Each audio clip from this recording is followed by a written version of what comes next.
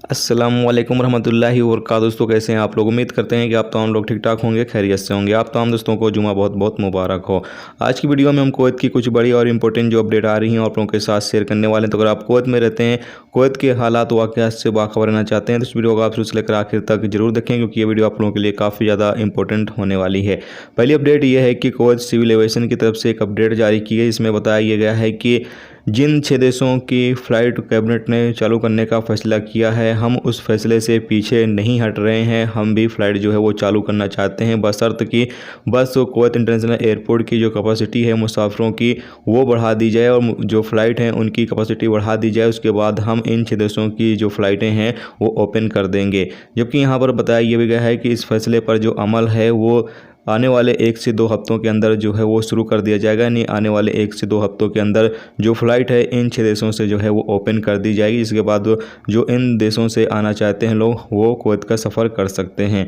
जबकि उन्होंने आगे ये भी कहा है कि इस हवाले से जो तैयारियां हैं वो कुवैत सरकार कर रही है और जल्द ही इस बारे में फ़ैसला जारी कर देगी। इसके साथ ही अगली जो अपडेट है आपको बता दें कि कुवैत के अंदर स्कूल जो है वो ओपन किए जा रहे हैं अक्टूबर से, और इस हवाले से जो तैयारियाँ हैं वो की जा रही हैं। जबकि जो विदेशों में टीचर्स वगैरह फंसे हुए हैं उन लोगों की भी वापसी का यहाँ पर सिलसिला जो है वो शुरू कर दिया गया है, और जो टीचर्स विदेशों में फंसे हुए हैं उनको वापस भी कुवैत लेकर आया जा रहा है। तमाम जो स्टूडेंट हैं यानी बच्चे जो हैं उनको वैक्सीन लगाई जा रही है, क्योंकि बिना वैक्सीन के स्कूलों में एंट्री नहीं दी जाएगी।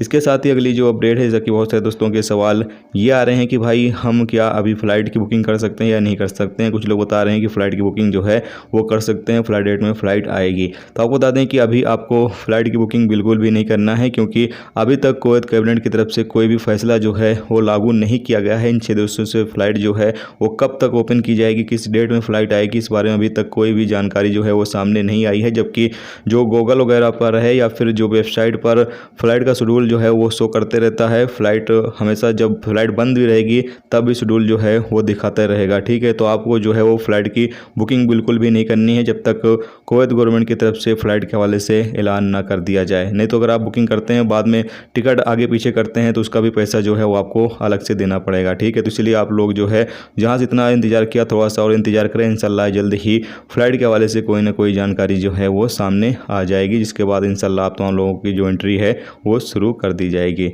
इसके साथ ही रात में मैंने एक अपडेट जो आप लोगों के साथ ये भी शेयर किया था कि जो इम्यून एप्लीकेशन है वो आप जाकर प्ले स्टोर से यानी जो अपना इम्यून एप्लीकेशन है उसको जाकर अपडेट कर लें। अपडेट करने से उसके अंदर और कई फीचर हैं जो कि आपको नज़र आएंगे और भी कई सर्विस आपको इसमें देखने को मिल जाएगी। तो ये दोस्तों आज की कुवैत की कुछ बड़ी और इंपॉर्टेंट अपडेट जो आप लोगों के साथ शेयर की गई। तो उम्मीद करता हूँ ये वीडियो आपको पसंद आई होगी। पसंद आई वीडियो को लाइक और शेयर जरूर करें। चैनल पर नए हो चैनल को सब्सक्राइब कर लें, क्योंकि यहाँ पर आपको कुवैत के हवाले से जो भी ताज़ा तरीन अपडेट ताज़ा तरीन जानकारी होती है वो आप तमाम दोस्तों के साथ शेयर की जाती रहती है। चलिए नेक्स्ट टॉपिक के साथ, जब तक अपना ख्याल रखें।